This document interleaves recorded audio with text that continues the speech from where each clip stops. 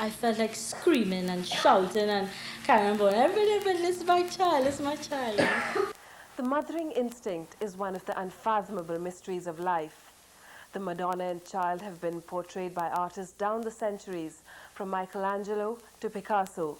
I felt like less of a woman because, blessed is the fruit of thy womb, Jesus.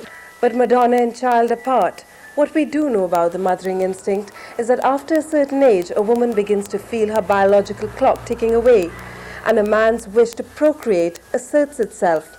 So what happens if a couple can't conceive? I wanted to have a child because he has a very large family. I'm from a very small family, but everybody when they see us, they'll say, "What are you all waiting for? Why are you not having a baby as yet? What is wrong with you?" You'll hear negative little things from people, like people say nasty things. If a couple fail to have a child after a year of regular intercourse, they're defined as being infertile. Nancy and her husband tried for 4 years. They claim to have faced an insensitive and incompetent crop of doctors who performed surgery that didn't help, gave her drugs that made her ill. The report came back and he said, "No wonder you can't get pregnant. You don't have any reproductive organs." So I looked at him and I said, "What nonsense are you talking? How you mean I have no reproductive organs? I have my period every month and I don't remember consciously taking out anything. The infertility rate is as high as 15%. Conception is a tricky business and possible only 12 hours in a month. In a study, out of 100 couples, only 60 conceived in 6 months and 75 conceived in 1 year.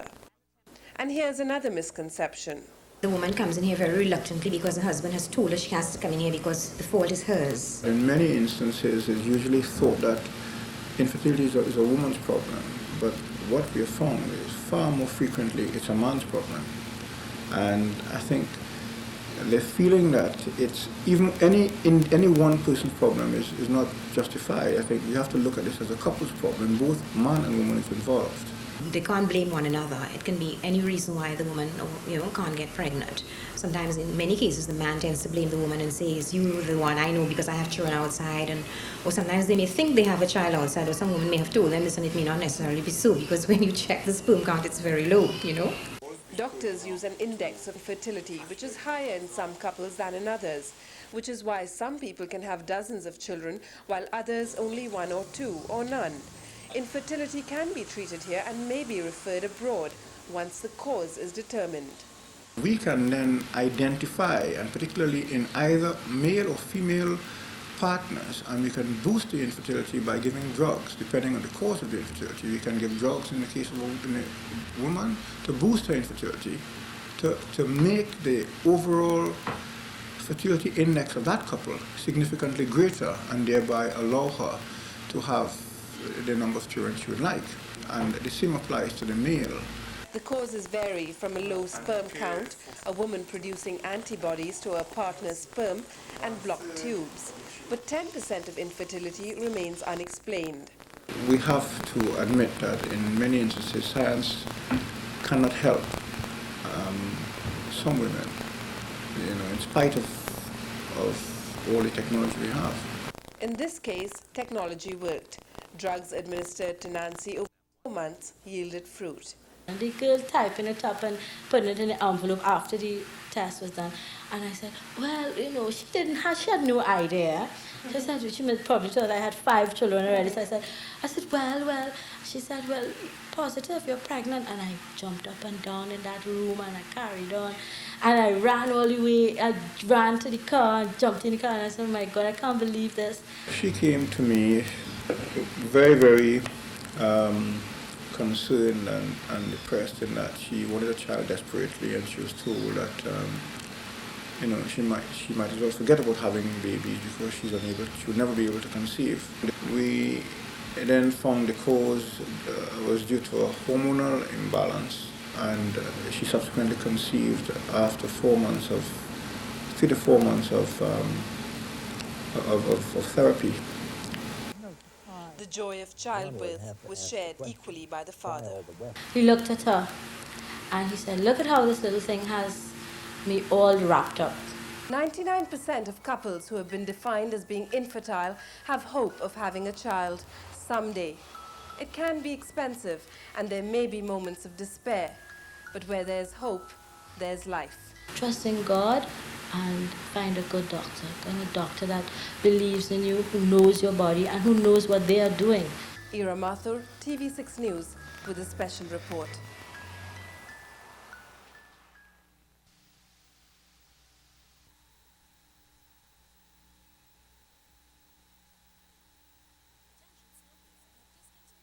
There is a way out of the rage, tears, and frustration of childlessness. Adoption.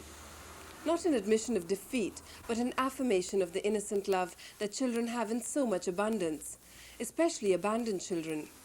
And the procedures to adopt are not so complicated if you go the way of the Enriquez family. All adoptions have to go through a single government body, the Adoption Board, which can be a lengthy process, but one couple got around that. Here's how this couple did it. We did not go to the adoption board and put our name on a list, because to adopt, you would normally have to go into the adoption board, be interviewed there. They would ask you to present them with certain documents. They would do a medical on yourself and your spouse. They would do a family background. They would take pictures of you all to get coloring and stuff like that. We did not go that way. Somebody who knew us and knew that we had wanted to adopt a child had come into contact with this young girl who had had a baby that she just could not afford, and she was ready to abandon. And they contacted me, okay?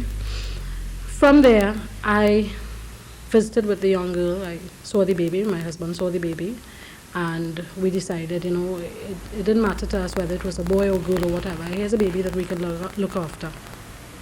We went to the adoption board from there. The rest was plain sailing, and within a year, Cindy was theirs. The adoption board interviewed us. They also interviewed the mother, took all the necessary information from the mother. And from there, it was just a matter of going on a 6-month probation. We didn't have to wait now for them to place the child in our home.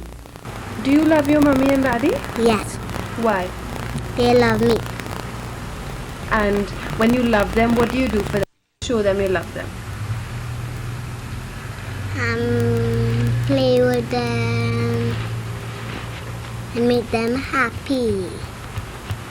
The couple is still in the process of adopting Antonio, but there's no doubt that this is a family. Somebody better not come and try and take them, for sure.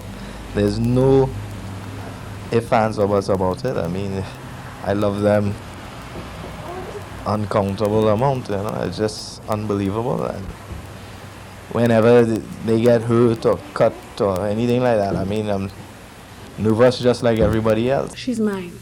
In fact, right now she is 5 years old, and we go out and people say, she looks exactly like you, she talks like me, she walks like me.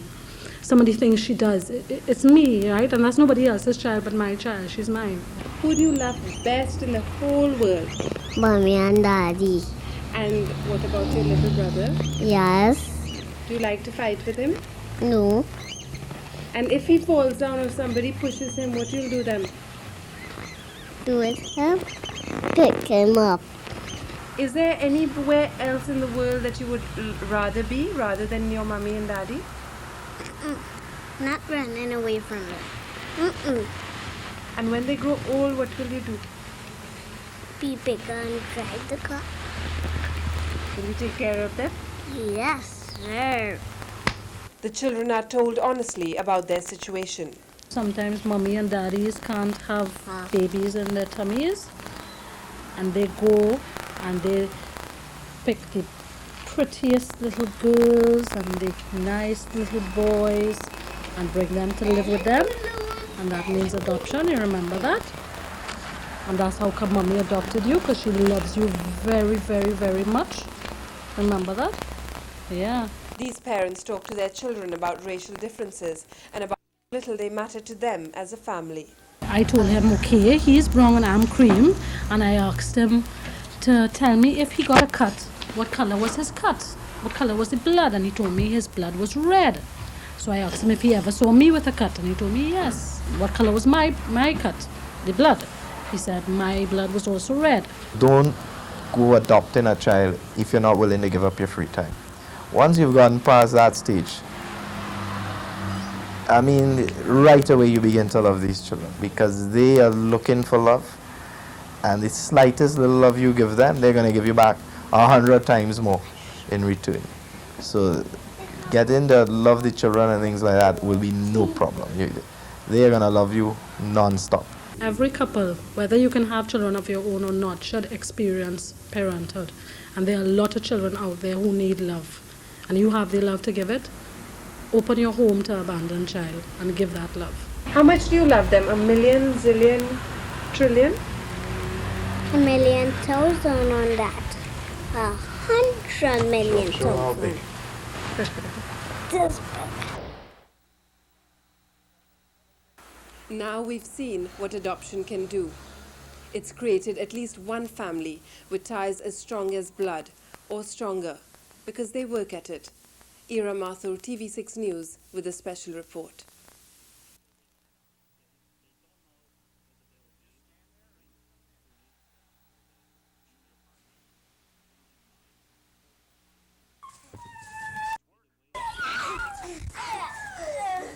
In the case of the hospitals, the mothers just walk out and leave them.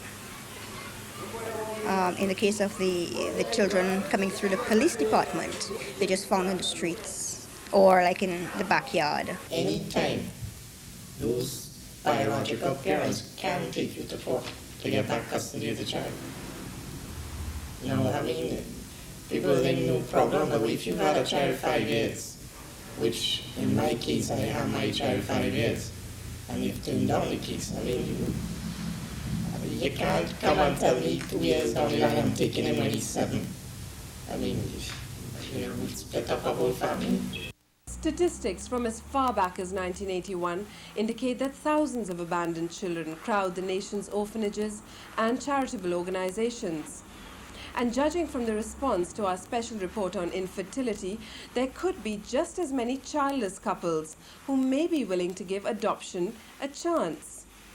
Yet, astonishingly, only 32 to 36 children are adopted each year in Trinidad and Tobago. I feel that we've got in place a very bureaucratic sort of system for implementing adoptions.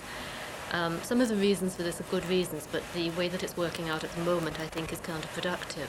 Here's the adoption scenario. You go to the adoption board on the second floor of Salvatore building, fill out a form, have a medical done, an interview, and you're put on a waiting list. I know that a lot of people do their own looking at the children in these institutions so that they're in a position to go to the adoption board with a proposal, in fact, as to what child they could adopt. But on paper, it is the adoption board that normally would locate the child for you. There's no guarantee that seeing a child here and liking the child means that you're going to get the child, because it may very well be another couple or whoever that the adoption board already has in mind for the child. A child is found, generally a baby. The court grants you a fit person's order. You are on probation for 6 months, and if the board is satisfied, you are now the legal guardian. The crunch comes when you want to legally adopt your child. If it's the biological parents have decided they are no longer going through with the adoption, then there's nothing you can do. They take back the child and that's it, and the child goes back to the biological parents. They just change their minds, because by that time they may have grown a little more, have been a little bit more mature, and have found alternate means to support their child. The parents came back after us having the child for 3 years and said they are not for the adoption, but they don't mind if we keep the child. If my wife and I die, the child who is under the fit person order is entitled to nothing. He will have to be left in the cold. The law, however, is protective of children, and some adoptions do go through, even if it can take up to 4 years. The law is very protective of the child.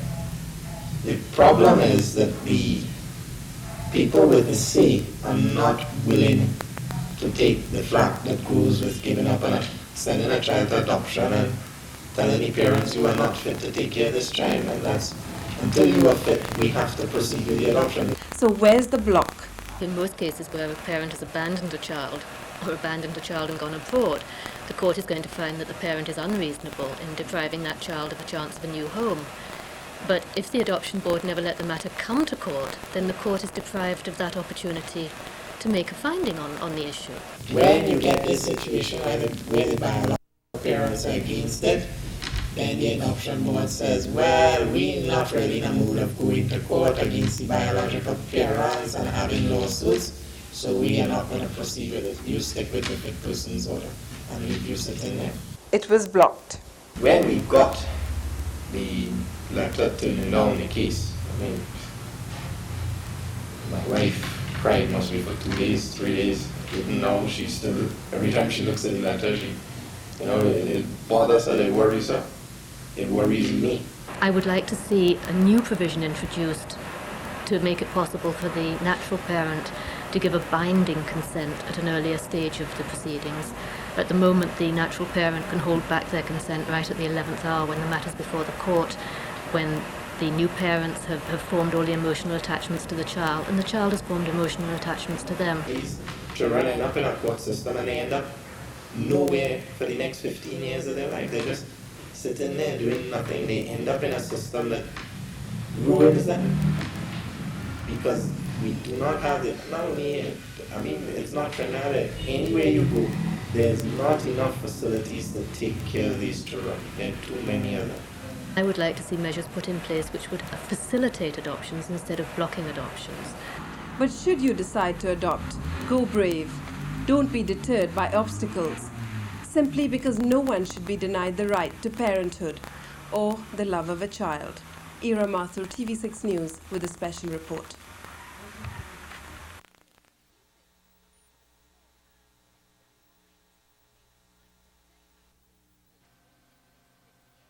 Listen to this. Today, women are working in jobs where she works for as much as their husbands or even more. Now men take more interest in the daily care of their children.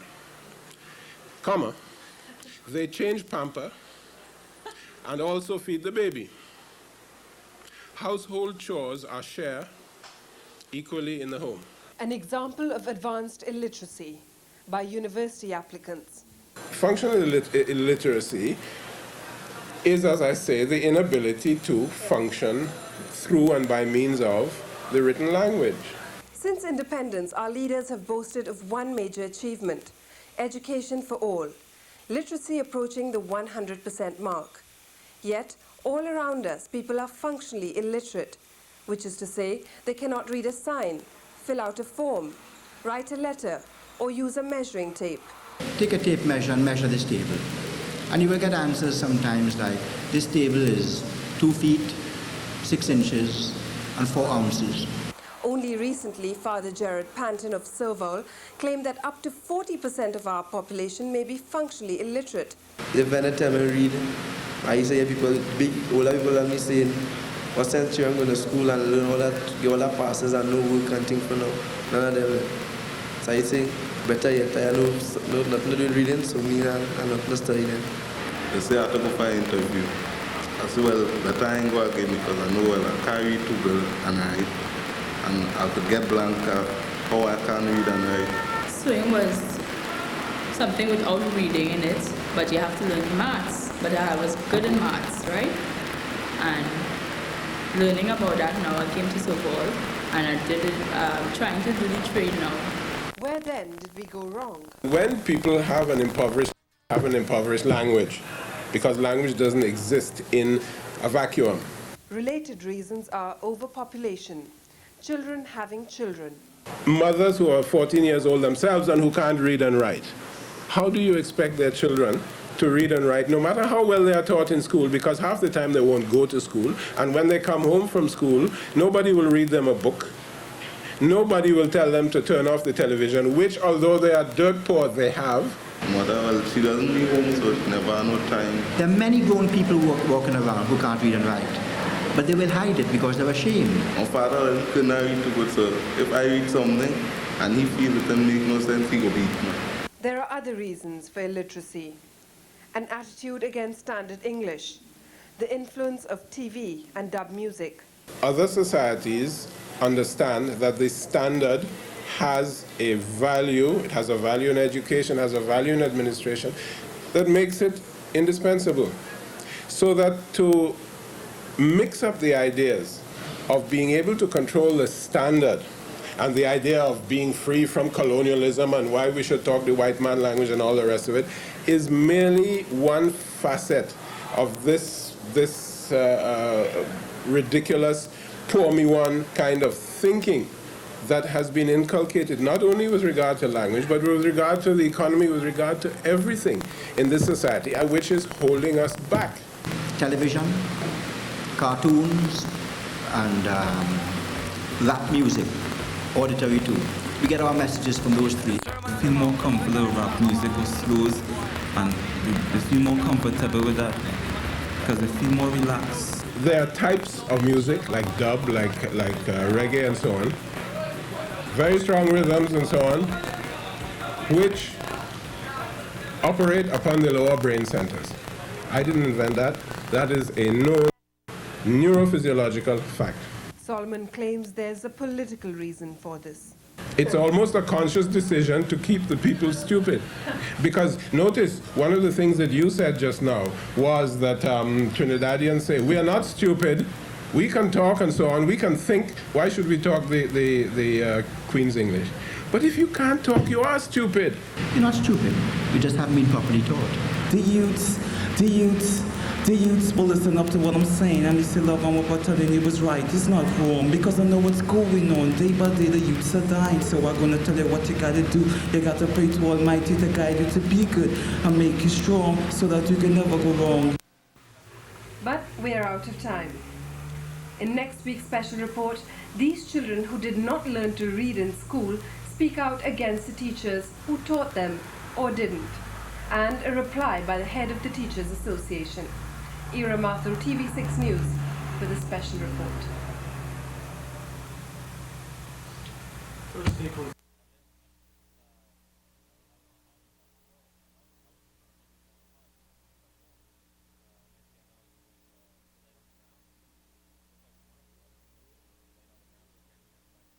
They don't care. 30,000 sat, the last 11,000. All of them were graded weak and very weak in every single subject without exception. If what Father Gerard Panton says is true, and we have no reason to doubt him, then 40% functional illiteracy in this country is an outrage. Every law-abiding, tax-paying citizen then has the right to ask, how is it possible for our children to attend sometimes 5, 10 years of schooling and emerge functionally illiterate, thousands of them unable to read, write, or get a job? Now adults, they're training at Serval, common entrance failures and secondary school dropouts. Teacher, you said just come into school, right? Never say nothing. When it's lunchtime break, go on, never, you know what I mean?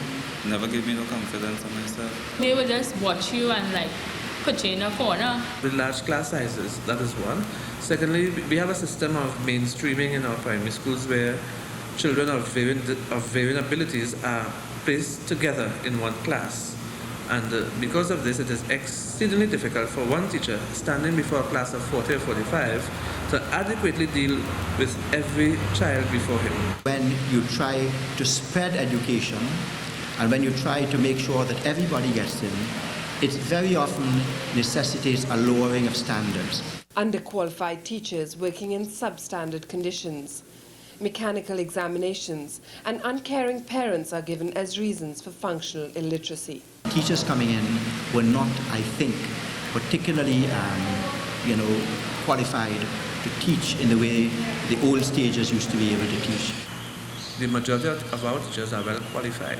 I will put the charge squarely on the shoulders of parents, because one must understand that the learning of a child begins from the time of birth, and in fact the formative years of the child are between 0 and age 5. And it is the kind of environment that the parents provide for those children will determine to a very large extent how those children perform in school. My mother never pick up book to say, look, let me see what you do today. I never had that. Nobody to push me to show me well. Push me so I learn more. When teachers are forced to operate under conditions that are hazardous to their health and their safety, when teachers are forced to operate in conditions where the schools are dilapidated and run down, where there's an absence of a proper water supply, where the toilet facilities are non-existent in some cases. All these help to prevent the teacher from performing his duties effectively. If you don't want to learn, that's not my business. It's you to catch afterwards. So they don't really feel, I really am going to ensure that each child leading my class is at least able to read and write. It's up to you. Specifically, the common entrance exam is held responsible. It became a very mechanical type of examination, and the teaching became very mechanical, in which many pupils were taught to guess rather than to think out solutions to answers. What about missed classes due to teacher boycotts? The presence of a teacher in front of a class does not, in its entirety, shape the kind of education that child will receive. In their own way, these children, hopelessly misunderstood, explain their route of escape. You know why children listen to the music? Because they see they are alone, right? And they need something to comfort them, so they listen to it and get so attracted to it, they get into it, they come like a parent, right? Growing up a child, right? But she never showed the child love, but the child get love from someone, the other else, right?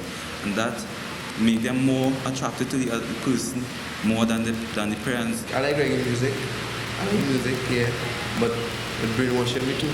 They would have been ignorant and lost for life, but for serve-all. So I have a chance in life of learning and going somewhere. With other education, you're better off dead, and I didn't want to be in that position. Study education first, and then look at study, play after, or anything else after. But without a good education, you can't get jobs no way. Government, on the one hand, instead of providing the means whereby teachers could effectively perform their duties, they are cutting back on the allocations for education, which makes it 10 times more difficult. The results of the recommendations of the task force into education may be limited, but perhaps the fact that the government has recognized the gravity of producing a generation of illiterates is a start. The rest is left up to the goodwill of teachers and the care of parents. Ira Mathur, TV6 News, with a special report.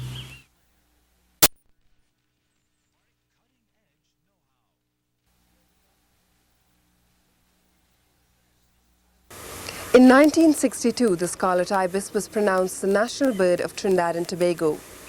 By 1987, the species was protected by law.